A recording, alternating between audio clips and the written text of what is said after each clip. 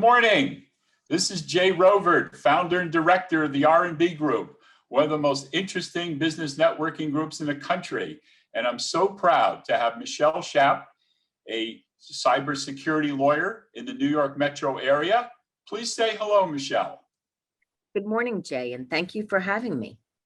Why don't you give us a brief 2 to 3 minute sketch starting from childhood, your travels and your journeys in the legal world about who you are? Well, Jay, who I am started back in the 60s. I was a child of the 60s, loved the music. And what was very nice about when I was growing up is I grew up with parents that never set boundaries for me. And so I was always pushing the envelope and never made assumptions about myself as to what I could or could not do or what I could or could not be. And actually, it's funny, back when I was a kid, there was a joke going around that today people wouldn't understand, but the joke basically went like this, or should I say it was a riddle. Son shows up in an emergency room with his father. He's been in a terrible accident. The doctor comes in to operate, and the doctor says, "I can't operate.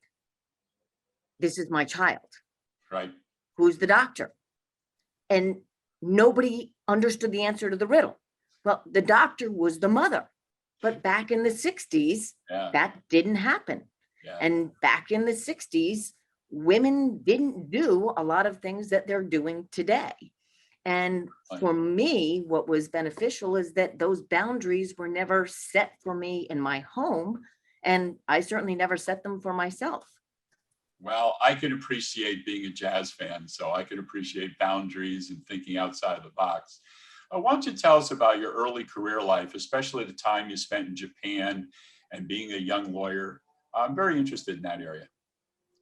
Well, being a woman attorney in Japan was very interesting. And my husband used to joke that I was the talking dog. In other words, you look at this creature and you say, what is this? It's a woman. She's married. She's an attorney. Oh, and by the way, she got pregnant while she was in Tokyo and her brain didn't shut off. And it was a fascinating experience to being a working wife, mother, woman in Tokyo back in the late 80s and early 90s, when again, this wasn't done.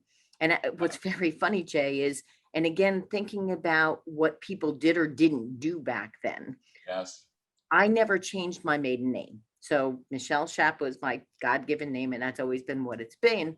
And I didn't realize it, but when we were overseas, we had a tie line. So we could speak to the family and they wouldn't have to pay whatever it was to call long distance back then. Sure. And my office was convinced that my husband, Mr. Schaap, and I were estranged, and I was having a raging affair with Mr. Perkoff. They were very disappointed when they realized that Mr. Perkoff was my husband and Mr. Schaap was my father. I think I kind of burst their bubble as to this whole illusory fantasy they had about what my life was like. But it was amazing to practice law in Japan.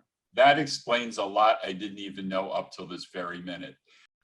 You entered the area of law, of construction law, not the most feminine side of the law spectrum. So why don't you give us a couple notes about that, the characters you ran into, and how that was to be a female in that field? Well, I came to construction trial by fire. I was in-house counsel for 5 years at Toys R Us back in the day when they were building stores on a regular basis. And I was dealing with every level of construction. I was dealing with the architects, I was dealing with the contractors, I was dealing with the subcontractors, I was dealing with construction related claims. Sure. And you're right, there weren't a lot of women in the field. And it was, again, nobody told me I couldn't do it. Right. And my feeling was, hey, we're building stores. If you didn't get something done, you're obviously wrong. And I defended Toys R Us and pushed forward to make sure that our stores got open when they were supposed to be open.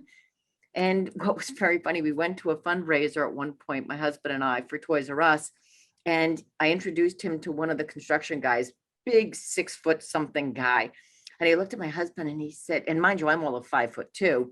And he said, "You're married to her?" And my husband said, "Yes." And he said, "She's scary." And I'm okay with that. Michelle, the fact that you're 5'2" and feel that you look scary, lucky for me, I don't get that picture, but I'm looking forward to hearing the rest of the story on the full interview. Thank you so much for taking the time this morning. Thank you.